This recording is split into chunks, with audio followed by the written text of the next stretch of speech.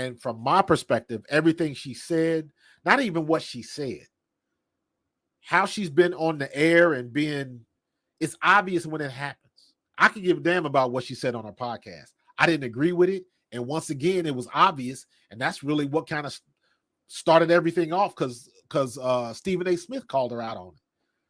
You on your podcast, you mentioned how well the Indiana Fever is playing since the Olympic break, and you mentioned everybody's name except Caitlin Clark.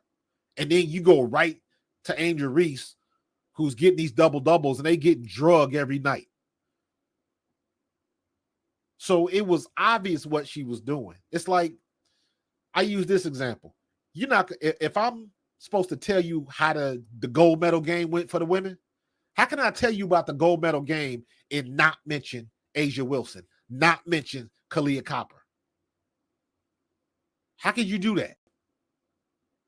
And to me, that's what she did. But it was on her podcast. That was her business. But she got called out on it because the internet got receipts now. Period. So now she got the attitude and they going back and forth with Stephen A. Smith and all of that kind of stuff. But he got the receipts. Everybody saw it. And everybody was, there was a lot of feedback that was like, it sounded kind of grimy. And the one thing I say is now that the WNBA is mainstream, you got to be able to play the game. And the game is not fair.